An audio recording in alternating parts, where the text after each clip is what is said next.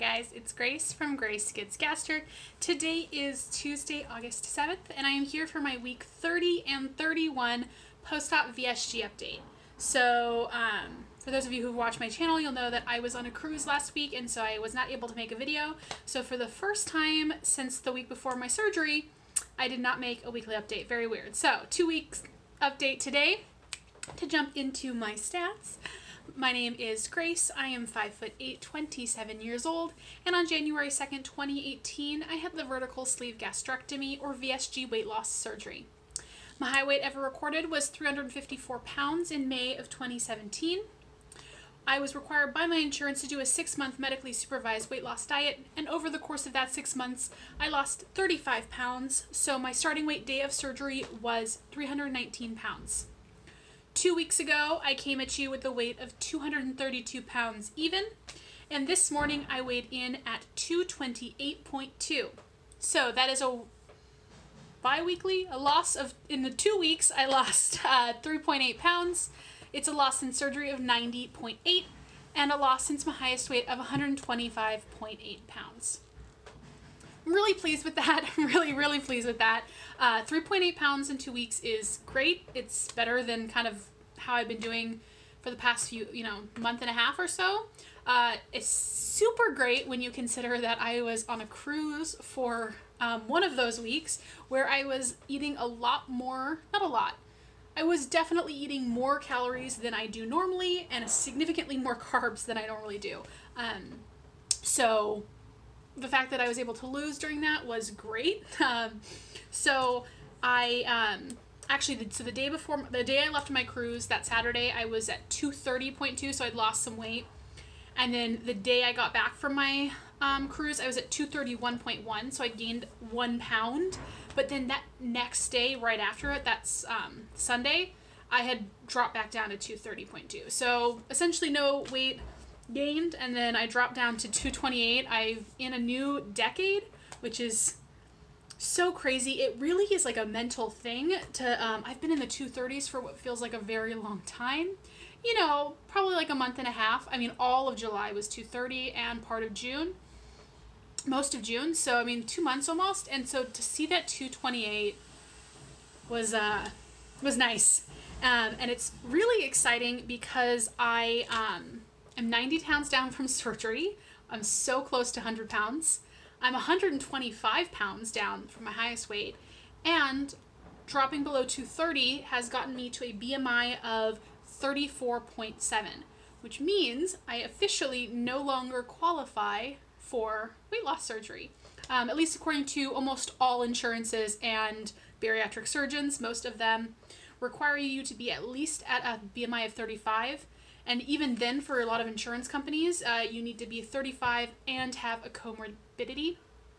I did have a comorbidity at my high weight, or at when I got surgery, but that comorbidity is actually no longer with us. I've mentioned before that I am no longer diabetic, so I actually don't even think that I would have qualified at a BMI of 35, because I don't think I would have had diabetes at that time.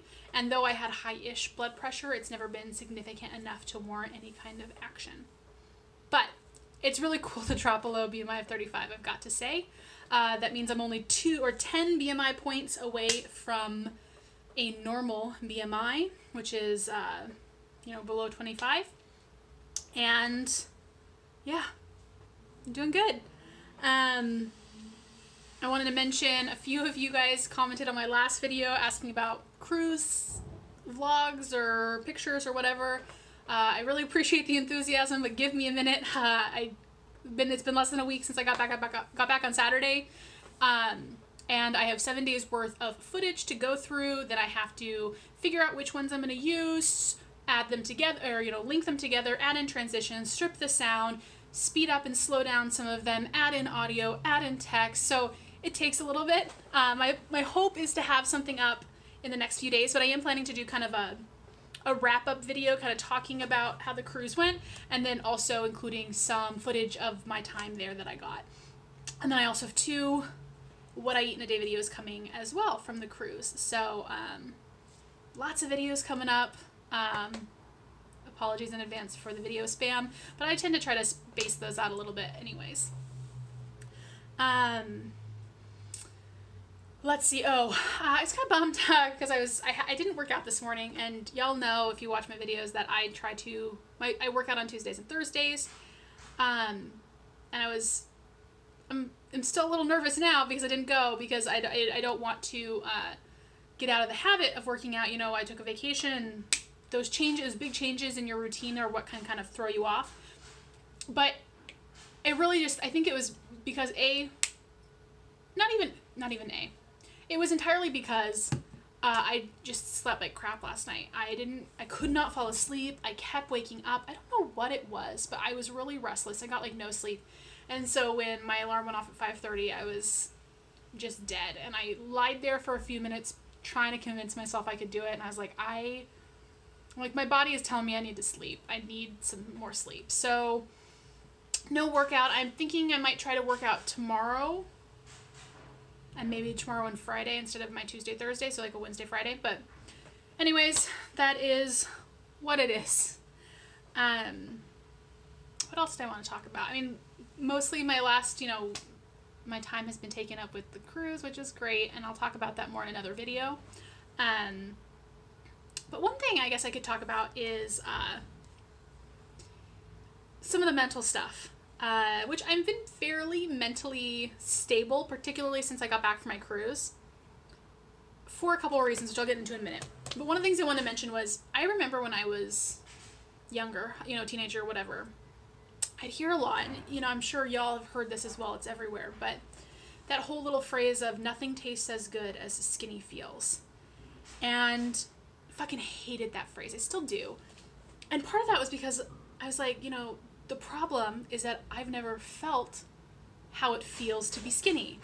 And I've tasted a lot of great, donuts that taste pretty damn good. So I have nothing to compare it to. And so people would say, it feels so great. And I'd be like, well, that's nice. But how long it would take me to get to a point where I can feel skinny enough that feeling will overcome my desire to eat delicious food. It's just impossible. It just reinforces how beneficial this weight loss surgery is, because just being able to see that rapid weight loss and to get quickly to that feeling where you realize it does feel great, and not even just like on it feels great on an emotional level, on a societal bullshit level, but I mean, it's true, but also just like physically life is easier, I'm not breathing as hard, I'm not working as hard to just exist.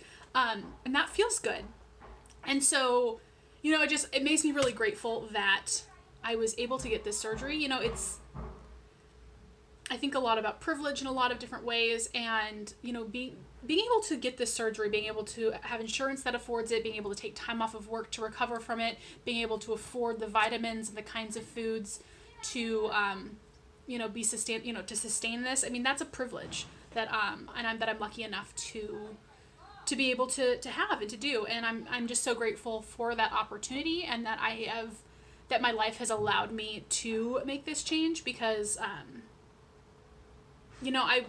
wouldn't have been able to get here on my own.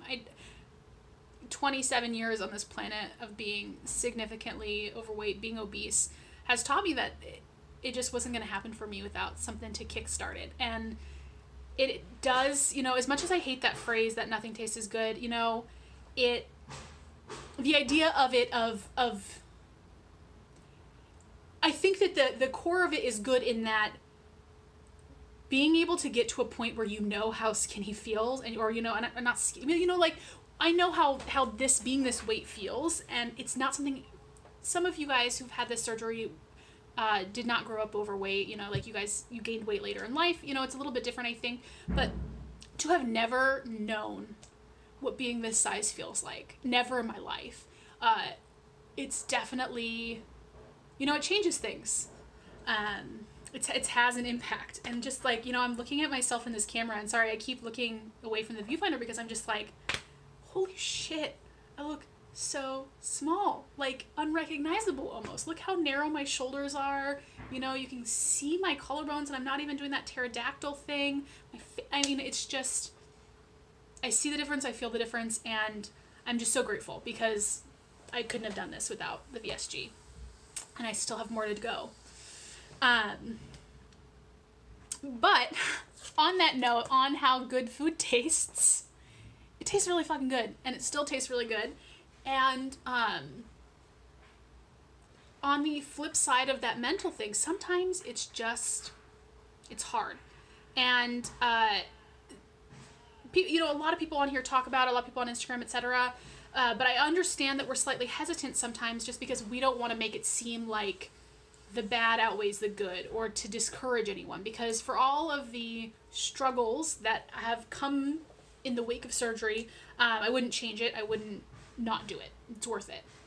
But there are definitely times where it's hard, you know, and there are times where I really miss being able to eat a lot of food. It sucks sometimes to, you know, on the cruise, I was like, I would have fucking enjoyed the shit out of this food with my old stomach, where I could go somewhere and eat 3 courses and eat the full 3 courses, or go to a buffet and eat more than one item, you know, and intellectually I know that that's not necessarily a good thing, but you know, sometimes it's shitty to be like, I want to have to think like, okay, I can have 1 bite of this appetizer, but I don't want to do any more, because if I don't, then I won't be able to eat the food. You know, it sucks to be like, I have to drink all of my wine before I start eating, because I can't drink and eat at the same time. It's really uncomfortable. I can't enjoy a cup of coffee with dessert after my meal because I'm physically too full. You know, there are things that sometimes it just, you know, and I'm still early out, and again, it's not, I wouldn't change anything, but yeah, sometimes it's a bummer. It's a bummer to order food and not be able to, you know, that's really good, and all you want to do is just eat it, and you can't because you're full. And again, I get that that's a good thing. That's part of why I got the surgery. Portion control was a huge problem of mine. It's like I could eat half a box of pasta and like still be hungry. And now I can eat a couple bites of pasta. Actually, I don't even know. Haven't had pasta since surgery, but I'm assuming I can only eat a couple bites because, you know, it's carby and expands. But beyond it, but even beyond that, even beyond the physical, sometimes you just physically want to be able to eat more, and it's kind of sucks that you can't. Sometimes it's not so, making healthy choices all the time is exhausting. It is. Mentally, there's a drain there. And I think it was really getting to me. This past like month and a half or so, I think it was just 6 straight months of being really on point. And, you know, I was still trying really hard to be on point, but it was more and more, it was just a struggle. It was hard. And sometimes you're just like, and that's the mental thing for me, is like, I just want it. I just fucking want it. And it's not like some deep-seated emotional need. It's not because I'm bored. It's because it's delicious and I want a fucking bite of it. And I don't know how to overcome that. Except, since coming back from my cruise, and keep in mind it has only been like 4 days, I have not had, or staying on plan has been really easy for me. I have not been struggling as much mentally with cravings or just a desire to eat plans or food that is not in my plan for the day. Now, I am attributing that to the fact that I had a week of really letting myself eat what I want within reason. You'll see when I do my what I eat in a day is I definitely splurged. But I still was, you know, focusing on protein. I wasn't going too crazy with calories. And I think maybe just I was frequently eating until I was quite full. And I don't know if it's just recalibrating after that, or the fact that I really just like let myself indulge, you know. It's like I had half of a Reese's cup, and I was, for no other, it wasn't, I bought it and I ate half of it, and we can argue all day about whether that was good, but it was a conscious decision where I was like, I do not let myself do this at home. I'm on vacation. I'm allowing myself a little bit of a break. I'm okay if I have this. And honestly, it feels like I needed that. Particularly given I've come back, I have stayed on plan, I've been able to avoid, you know, easily bypass donuts in the kitchen. I'm not in the mood for them. I'm really content with what I'm eating, with what I've made for myself for the week. And we'll see. I know, like, sometimes sugar cravings can come on. Maybe next week it'll be hard again. But we'll see how the aftermath of that continues to go. But I think for me, having that planned break where I didn't go like crazy wild, but I definitely allowed myself things that I have not been allowing myself for a while and do not plan to allow myself in my daily life. I think that was it was really good for me mentally and physically. So yeah, just some thoughts that are not really well thought out, but I just want to mention it. You know, I'm feeling really good, especially I'm feeling refreshed, motivated, except for the working out in the wake of my cruise. But there are always going to be downsides, and for me, it's 100% worth it. But it doesn't do anyone any good to pretend like sometimes you don't wish you had your old stomach back so you could eat an entire pizza.